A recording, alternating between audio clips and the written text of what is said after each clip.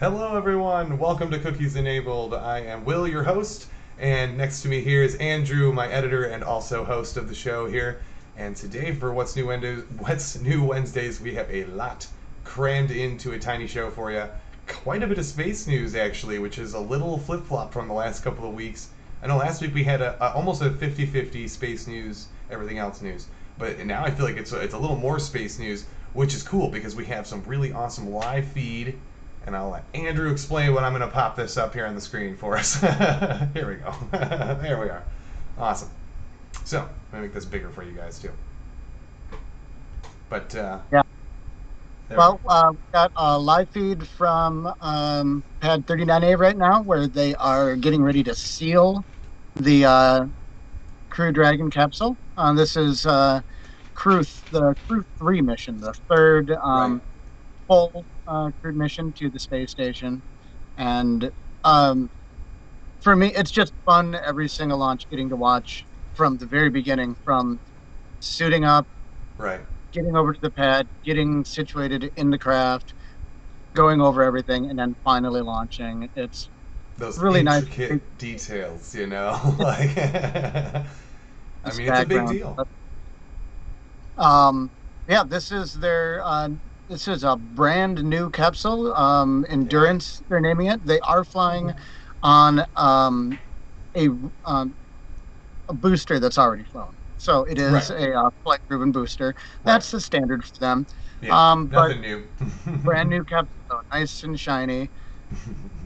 And we're about just about 2 hour mark. Yeah. 2 minutes, 2 hours away from launch. Everything's looking good so far. The weather's looking great. They have no issues so far.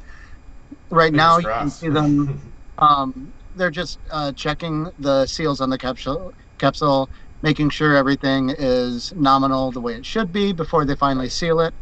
After that, they have a few pre-flight checks, but they're basically just waiting until liftoff.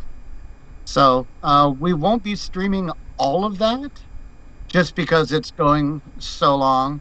But unfortunately, for the first little bit while we're talking, you guys can see this. If you want to go after the show and watch the full, the full launch, we'll have a link down below. Definitely check it out. It's always exciting. Always, yeah.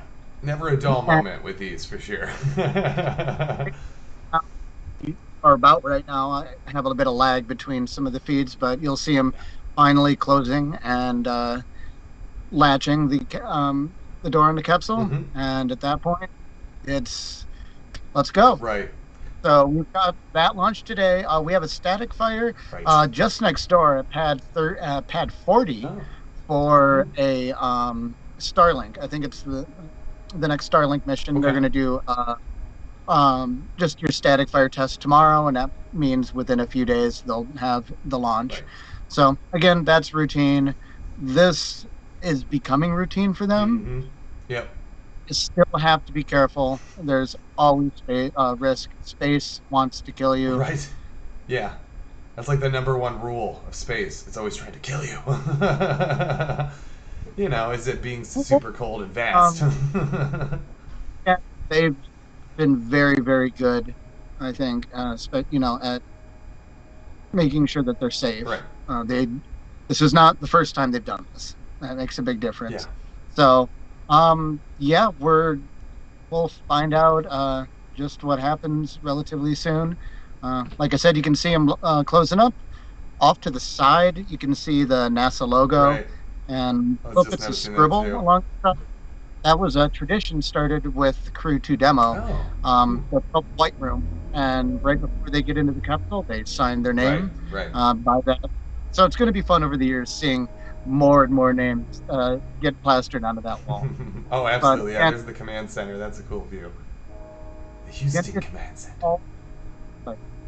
It never gets old to watch this, at least in my opinion. No, I hear you. I agree. I think these are a lot of fun. You can always learn something new during watching these. There's always some new procedure they have to go through or test or, check of this or that or whatever. So it's cool to kind of see. They don't always... I was telling Andrew earlier when I was getting set up for the show, I could not hear what they were saying during the broadcast. I thought my audio went out again. I was freaking out. And then all of a sudden they cut it back on. So you don't get to hear absolutely everything that's going on. They're going to censor a lot for the live broadcast. But, you do get to see and hear almost everything. I never saw them turn the camera off, which was... I've seen NASA do that a bunch of times. So... More so with the audio cutouts is just there's nothing going on in their comms chatter. They just did a comms test in the capsule. They did I forget what's the word. They did a previous one earlier that wasn't official. Oh, okay. Just kind of plugging in, let's make sure we can hear you, sort of thing. Then they do the official. There will be multiple other comms tests throughout. They launch. They connect to some of the satellites that are going to keep communications going between the capsule and Earth and the space station. So there's a lot that happens throughout this. I can only imagine what it'd be like working on one of those teams. Extremely complicated. You have to do everything perfectly. It's not like if you burn someone's sandwich, you can put it in the oven. Lives on the line here. There's millions of dollars in research and equipment. You have to be at the top of your game. And again, SpaceX and NASA have proven time and time again that everybody is. And I expect to see nothing different today. Exactly. Yeah, I as well. I have to agree with you. I think this is going to be everybody at their best of the best, really. It's been a while since they've had a full-fledged launch. I want to say, two months with actual crew and whatnot, or maybe it's been a couple months. And this, like you said, this is a reused rocket, but everything else is new. So it's kind of like you've got old checks with new checks, and then even more new checks. So yeah, I can only imagine what they're going through. To be those astronauts. the Crew 2 mission, the previous mission to the space Hmm. station, yeah, that was April Okay. of this year. Okay. And they just touched down 2 days ago, oh, Yeah. yesterday, Was it yesterday? technically, November 9th. Okay. Mhm. Yeah. Wow. Huh. It was about a month, a little over a month ago, that we had the Inspiration Right.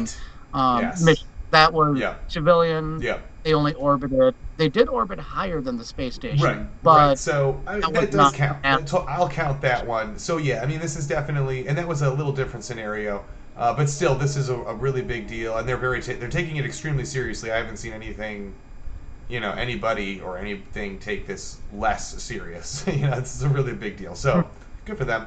But we'll keep you guys up to date. Um, so we do have some other space news. We do have. I found this one. This was really interesting. Okay, well, before I get to the really interesting one, poor Hubble. I gotta mention Hubble again. This poor thing. She is struggling, and she's already outlived her years. She's in 32 years of flying through space, doing some amazing work up there, by the way. But wow, she is already having issues with her gyroscopes, and there was a software issue as well that is not shuttered. She's still able to function and do everything just fine, but a lot more of an issue going on. They're not sure if they're going to have to. She may not actually make it as much longer. They really don't know. It sounds like she's really showing signs of age. Unfortunately, Hubble's really pushed the limits, and they don't have any other way of swapping to any other parts or repairing it, since they're already running on backup hardware. This is a touchy situation. But we do have the James Webb Telescope, which we were just talking about last week, which is launching literally in, I think, what, 3 weeks or so. I mean, just Pretty just close. about a month. Just about a month, because the 18th of December. So, I mean, wow. If they can somehow stabilize Hubble for another month, she would have literally outlived everything that we needed so far. So I'm hoping that's what happens. We'll just have to hold our breath here for poor Hubble, and I will keep you guys up to date. Hopefully next week I'll have good news for Hubble. But yeah, Well, either, unfortunately, wow. I mean, a 30-year lifespan for that sort of project. Yeah, Most of your major missions don't have, I mean, a lot of the Mars rovers were right. intended only for 5 or 9 month Yep. missions, and they're going well over a Yeah, decade. that's true. Um, Yep, even the so the fact that Voyager 1 and 2 spacecrafts, which are, way at the edge of the solar system, are still working, and they're getting pretty close to the end of their lifespans as well. Their nuclear cores are probably getting pretty depleted. So that's old, like well, you see, 20, well, 30 technology, So, they did wake them recently, I know, and that's slightly different, though. right, Those were designed. We're going to keep sending data back to Earth as long as these cores right. have enough energy That is so going. true. Hubble, on the other hand, you could keep that going as long as the parts don't fail Right. indefinitely, because you're getting all your power from solar. Exactly. Uh, Same with the James Webb Telescope. That one Hmm. will be solar powered as well, and hopefully that'll last us another 30 years as well. Yeah. It would be really nice to see. But I Fingers guess we'll crossed. just have to find out. Yeah, I'm I really kind of hoping. If this is the end, then that's how it is. Yeah. And if it keeps running, then great. Right. But she's far outlasted her original mission parameters, and Yep. I'm sure everybody who looked on her is extremely proud and happy for such a long They lifespan. definitely should be. It's a huge achievement, and she has really expanded our view on not only our own galaxy, but local galaxies, and galaxies at the edge of the universe. So Hubble's really been an eye opener in more ways than one. I guess you could say. And every picture is worth 1,000 words. And how many pictures has she given us? Thousands. So she's got millions of words behind her. So anyway, poor Hubble. She's not doing super well, but I have complete faith in NASA will find a way to stabilize her anyway. Now, for a totally different subject, Heinz Ketchup was, seeing everybody branching out into space and thinking, hey, we would like to know, can you grow and make ketchup on Mars? So they created their own Mars little habitat that has very similar traits to what you'd expect atmosphere wise and soil wise on Mars. And then they grew tomato plants in this atmosphere.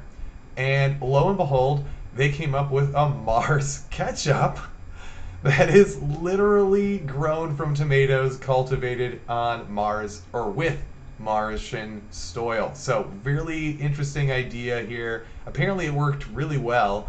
And even NASA learned something from this. I'm playing this video. Of course, you guys can't hear it. I'm so sorry about that. Copyrights are a big deal on the web these days. But I will post the link below if you want to watch this later. It's a little hilarious, but very serious at the same time. The website, I also will share the link for you there. Really goes into detail. I love how they have one of the jars floating through space as well, right at the end. Really cool stuff. Well done, Heinz. I thought this was kind of cute and funny, but at the same time a little clever, because we need to be experimenting with growing our own, nutrients, especially from tomatoes. That's a key one. You get lots of vitamins from tomatoes. So if you could grow that on Mars, then this is going to help further our deep space exploration.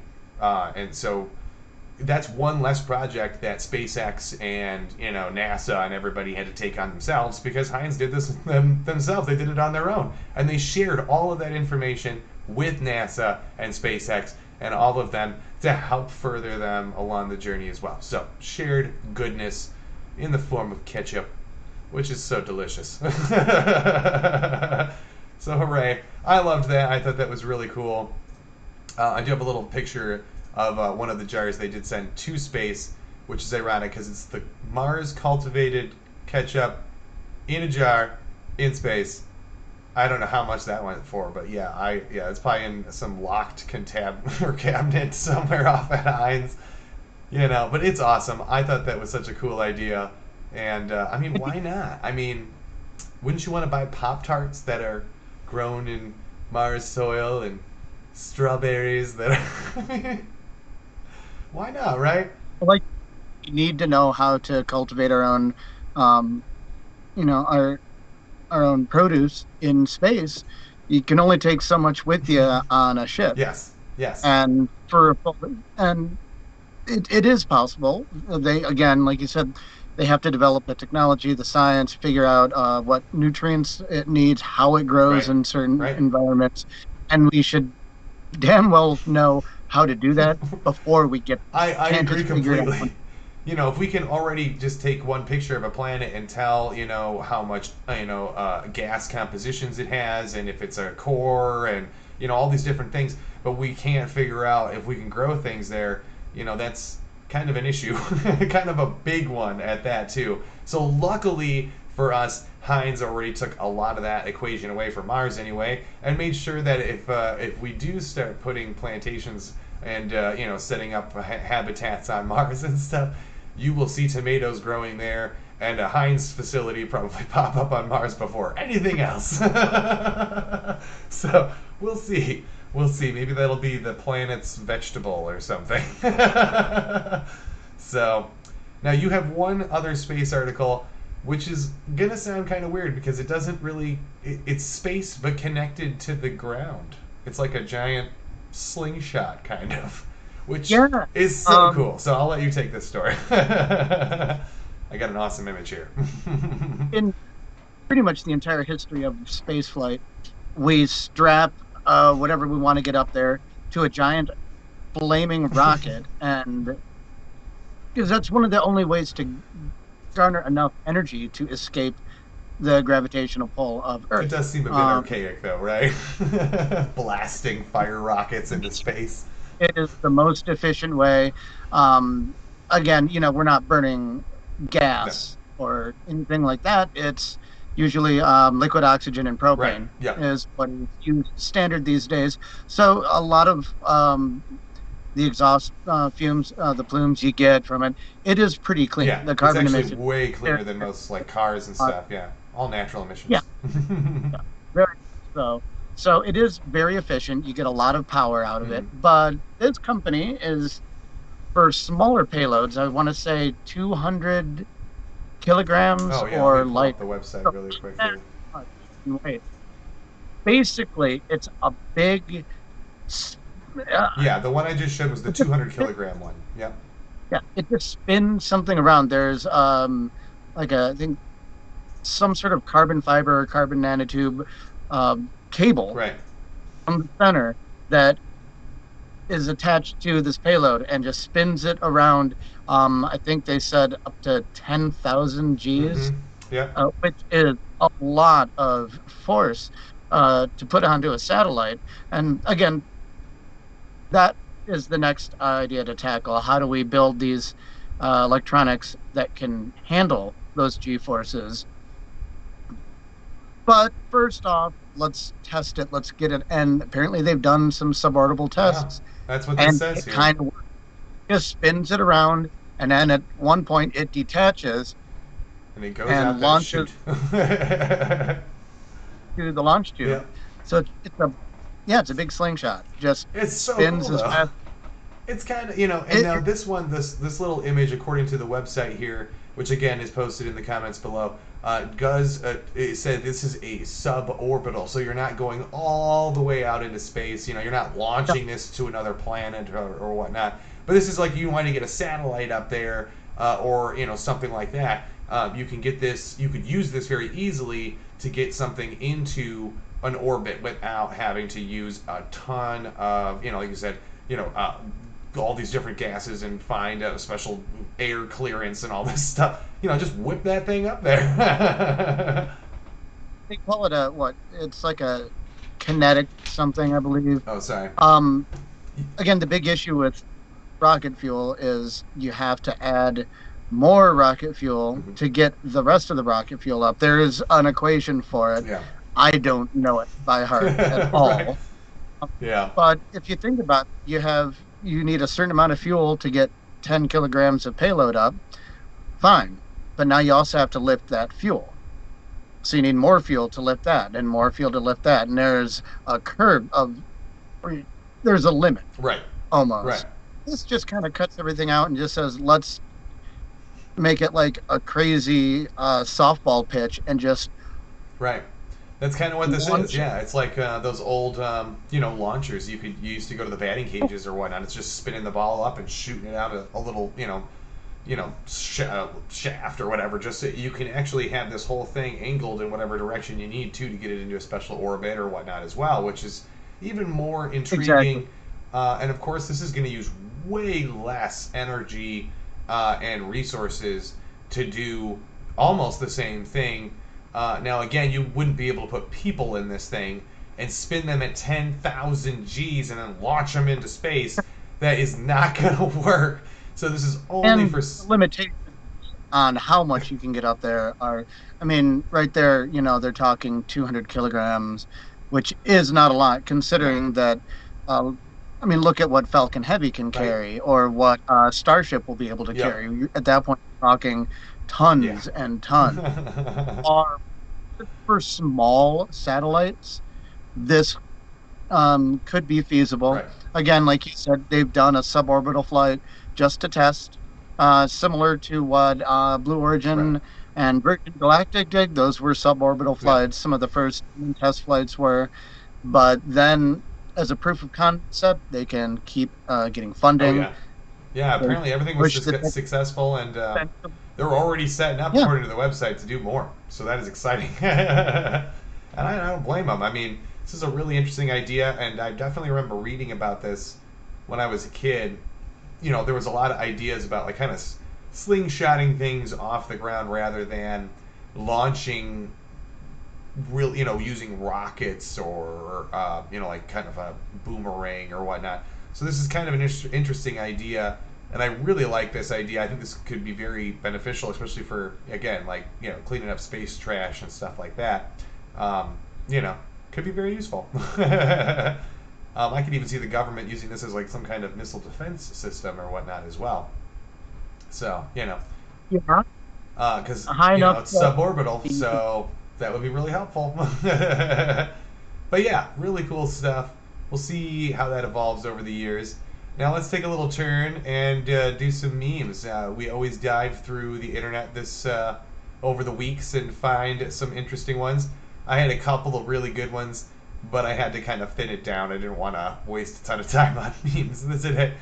But the first one here is kind of a flashback to this last weekend because we all had to jump our clocks ahead an hour because of the daylight savings time. So here's a meme I found that says, "Thou shalt set thy clocks back 1 hour. One shall be the number of hours thy clock can be set back, not more than one, nor less than one, and the clocks shall be set back 2 hours, not shall back forward, or have been unchanged," and so on and so forth. It just goes on and on. I absolutely love this Monty Python rip because, I mean, you can apply this to so many things, but yeah, it's really what it feels like.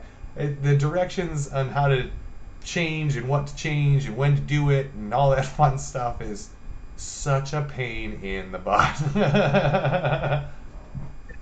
I think we'll eventually get rid of the whole time change thing. I think so too. Either way, Monty Python, this is probably one of my favorite films of theirs. It's always been a classic that I've loved since back in high school. But yeah, I prefer the time change in the fall, honestly, because the next morning I woke up, felt wonderful. Right. I was really confused because I had an alarm and I never wake up well with alarms. Right. And I, for a moment, couldn't think, why do I feel so good? Oh, yeah, extra hour a of whole sleep. extra hour, yeah. Yep. Not so bad. But yeah, so I thought that meme was awesome. Had to show that one. And then this was another one. This isn't really a meme, but it says, "I'd rather be stuck here than there." And this is definitely true because we are getting into our cold season.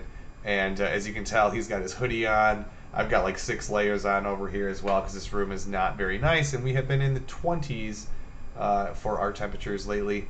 And that's for like lows. Sorry, in the 50s and 60s for a high. So not terribly cold during the day, but that is about to change apparently this weekend. So people, hold on to your butts, everybody. Okay, now Andrew, you brought this one along, and I did see this throughout my week, and I almost saved it myself. It was really good. It says the CEO of IKEA was elected as the Prime Minister of Sweden.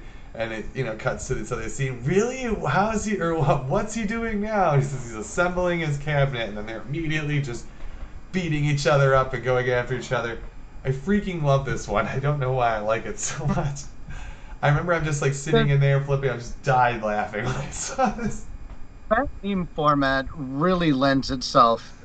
I mean, it's for everybody who doesn't know, and you should know. That's Captain America. Right. Fighting with some Hydra. Yep. It's perfect for puns. Yeah. Oh, it's so sometimes perfect. So bad you want to do that, and that one I really appreciate.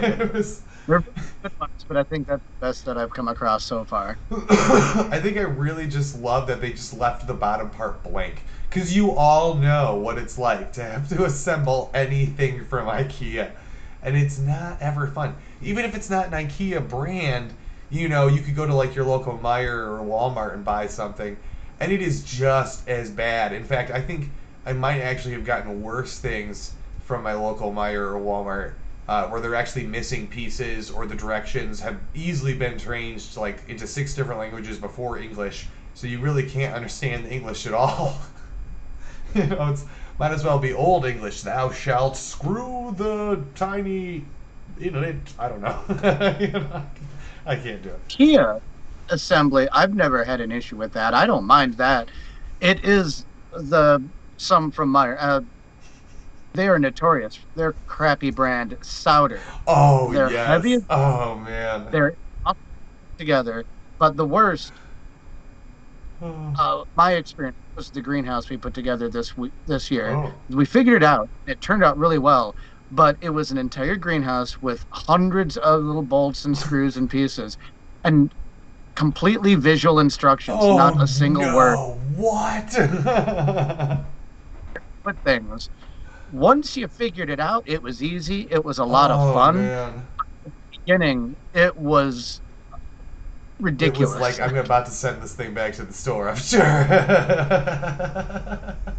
But it turned out extremely well, and it's all good. But you could have at least, used this size screw in this one. It Yeah. was interesting. Yep, I've totally been there. I know exactly what you're talking about. Yeah, I purposely prefer to buy already assembled or used, like people are getting rid of this old stuff or whatever kind of furniture, just because of the fact that I don't have to deal with trying to assemble it myself, because I would never pay someone to do that either. So, I will figure it out. Okay, so we got two little topics for you guys here. Both one's about Apple, one's about Microsoft, as our usual go-to. I didn't have a ton of tech news for you guys this week. A lot of space news, as I mentioned earlier, but the original Apple One here that I just put up on the screen, and I will point out that that is not the original screen, and I don't know why this picture has been taken with that one, because that screen is not, it doesn't fit the decade. It actually was also a wooden little screen that our Sir Wozniak had put together, and I will put his picture up here. That's Steve Wozniak, if you don't know. He was one of the co-founders of Apple, and in fact, at this time, he was working for, actually, Hewlett-Packard, which it was definitely a huge, big deal at the time. So when he put this thing together, him and Steve Jobs wanted to go sell the Apple One, and they had to go confirm everything with HP first. And if you have not seen this or heard of this, try to find the movie Pirates of Silicon Valley, because it covers all of this. It even shows Wozniak going to the board and explaining what a PC is and how it's going to work. And they laughed at the idea. They were, why would people want computers in their house? This is stupid. This is a bad idea. Do whatever you want with it. And that was exactly what he wanted to hear. And of course, him and Steve Jobs ran off to make a bunch of these, and I think they only made about 50 of them, but here's one of them just sold in the UK that is still works for $400,000. So here's the internal components, as you can tell, really basic stuff, nothing too fancy here. Doesn't even come with a mouse, because you don't have a mouse. It's all, you were just typing in commands and stuff. It didn't come with the screen either. If I remember correctly, you had to get the screen separate. So, well, you could use any CRT monitor, which most people had something lying around. Plug it into a TV, but it was just the box. Yeah, just that wooden box and a keyboard. That was the Very Apple limited. One. And I think it was also well beyond what people were used to. I want to say it was $600 some. I could be wrong about that. It might have been cheaper than that, actually. But that was also way back in the 70s, and 80s. So, that was a bargain back then. That would be the equivalent of maybe $900 to $1,000 possibly right now. Maybe even a little bit more. I guess it depends if you upconvert that. So, yeah, tricky. But yeah, so $400,000. Again, this was made in a garage by two people. So, this. I'm sorry. What? Apple One went on sale in July 1976 at a price of $666.66. No, it did not. Wozniak liked repeating digits. Oh, that's true. I forgot. And again, he was pretty much the inventor of this. Without Steve Wozniak, this whole idea, Steve Jobs had an idea like this, but he had no idea how to build it. And so when he heard about what Wozniak was working on at home and in his garage, of course he came over and convinced him that they needed to work together. And voila, Apple was born. They didn't call it Apple at the time. In fact, Pirates of Silicon Valley displays a few of their names that they were trying to come up with Apple before that. Wow, they were funny. So yeah, definitely take a look at that movie for sure. It was... I'm trying to think. It had a 1 megahertz processor. 1 megahertz. Yeah, I'm running. And 4 kilobytes of RAM. Upgradable to 8 or 48 using an expansion card. That's it. You know what? That's 1976, though. That's massive. That's a big deal. I think your biggest competitor is the Altair or something at this point in time. which didn't have much better specs. It on that had no programming. So Uh, the graphics, they didn't even. It was 40 by 24 characters, not even pixel. yeah, Just, no, just just a few yeah, that's it. lines. That's all you got.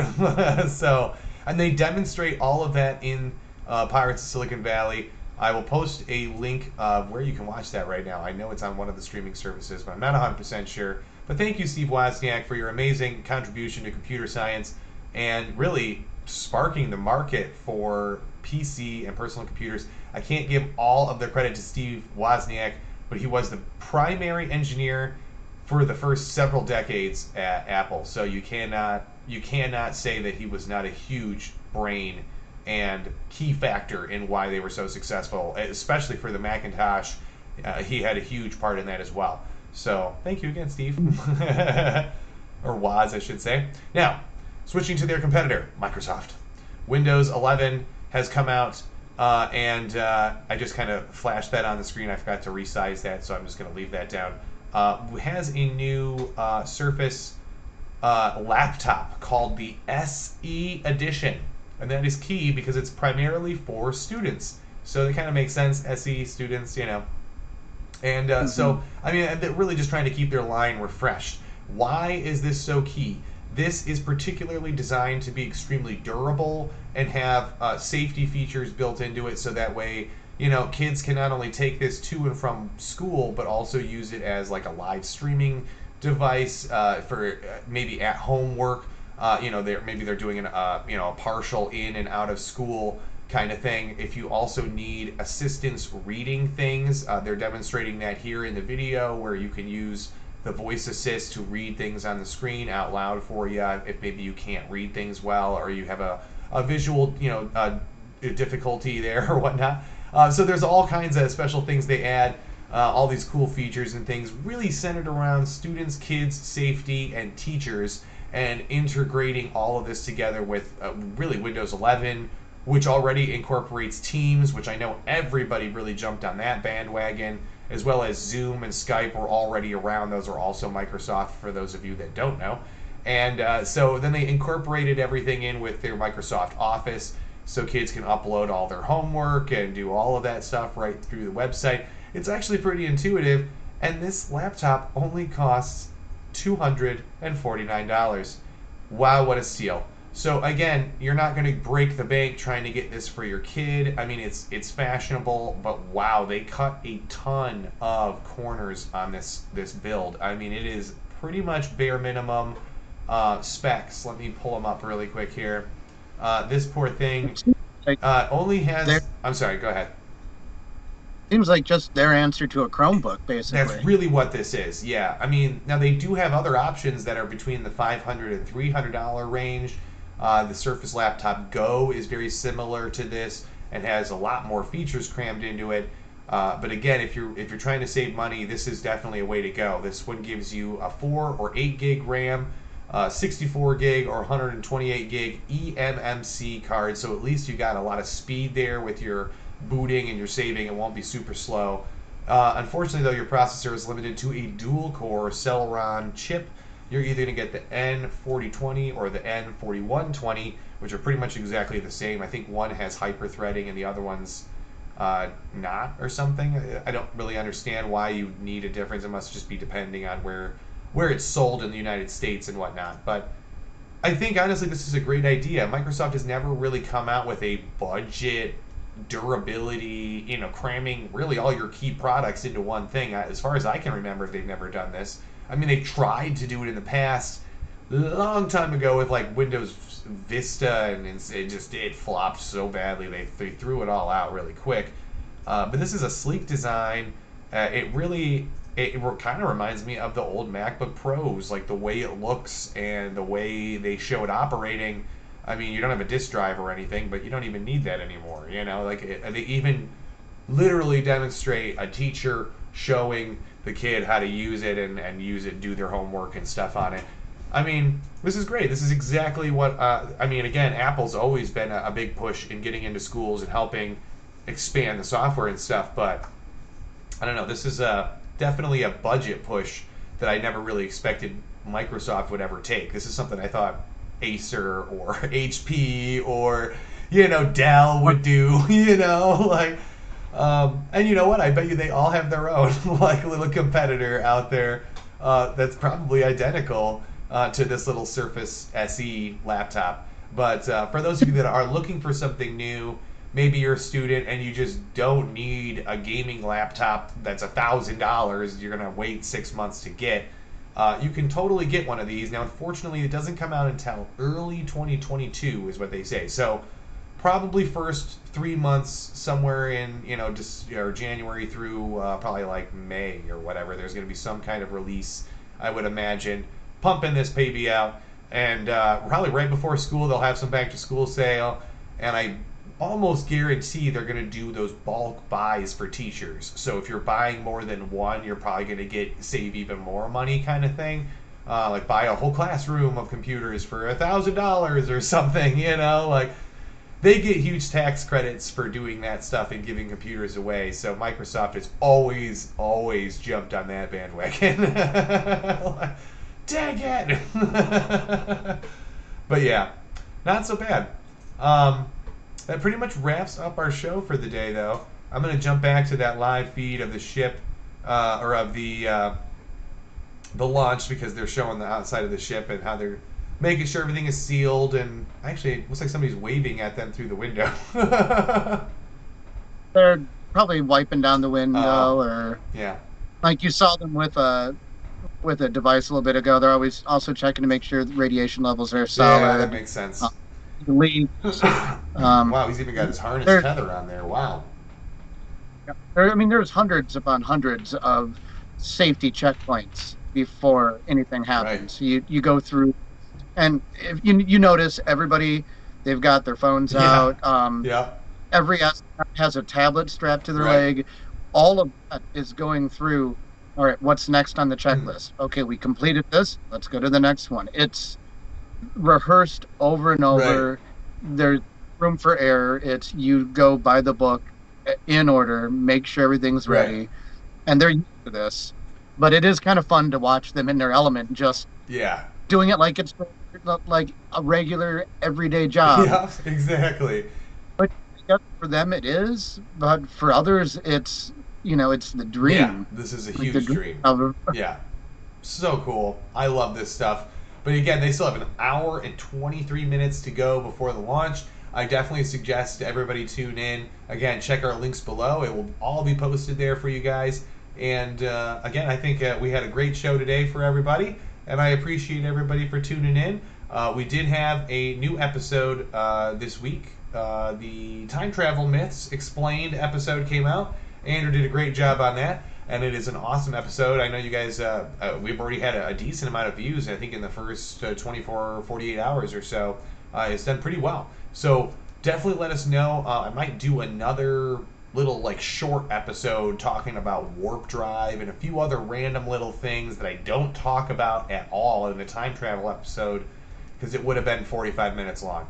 So I'm going to do a shorter episode for you guys explaining that stuff. And I'm also working on a shorter episode explaining how you can install Windows 11 on your legacy machine with 3 simple commands. So, and I can prove it because I have 2 legacy machines right now running Windows 11 that can't or should not run it at all, apparently, according to Microsoft's website. And they're running it just fine.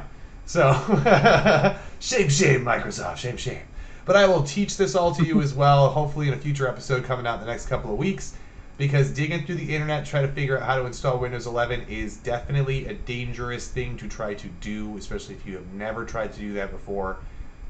Definitely be careful. So, keep an eye out for that episode. Check out our time travel episode and Mandela Effect, because that has a lot to do with it as well. But I want to appreciate everybody for tuning in. Don't forget to like, subscribe, share, and comment on our video. I appreciate everybody. Have a great night. We will see you all next time. Take it easy, everybody.